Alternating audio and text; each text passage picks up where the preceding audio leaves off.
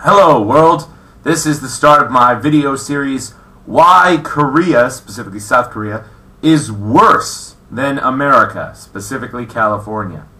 So I'm just going to start off with 3 reasons, which I think are all the largest reason. The first reason why South Korea is worse than America is the weather.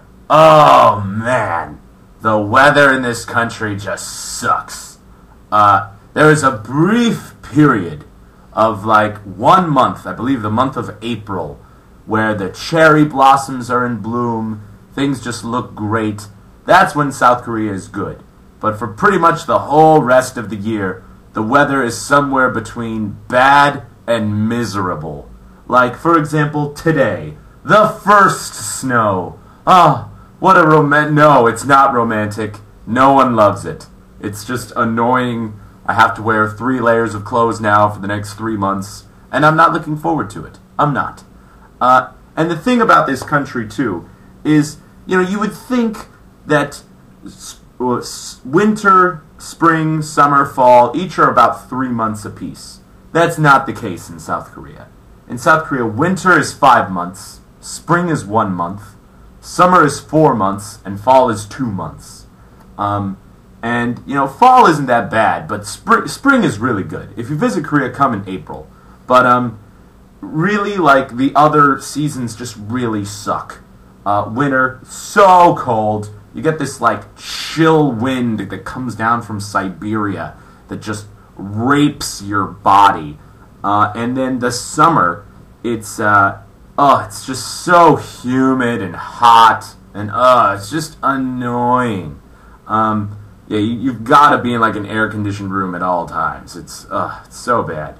And yeah, in winter, people just don't even go outside. Yet somehow I still see like Korean women at the bars who are wearing like short shorts exposing their skin in the middle of winter. I couldn't tell you why they do that. Alright, so that's the first reason. The second reason, everything is just too small. My apartment... Like, if this was an apartment in America, people would be like, what? It's just 1 room and it's not as big as a studio? This is strange. I understand that Korea's a crowded country and they've got to use their space right. But, man, it just sometimes it's annoying. Like, my closet, too small. My kitchen area, way too small. Just everything is small and not very useful in the manner that I would use many things in America.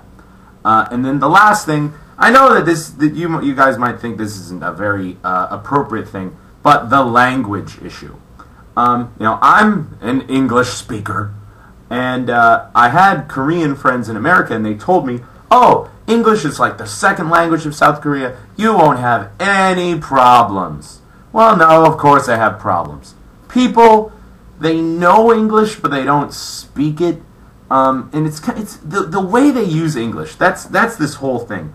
I'm so confused about what the average Korean person knows with English, because almost every store in my city of Daejeon, like the store is titled in English, but then when you go in the store, everything is labeled in Korean, and everyone's speaking Korean and Korean. It's like English is this trendy thing to do. People have like a name tag that says, my name is, and then, in Korean. I don't know why. Why do they just half use English everywhere? And it's really frustrating for me, because I wish they would just go, if they were all Korean, I wouldn't be complaining about this. This is Korean country. They're using the Korean language in everything. That's perfect.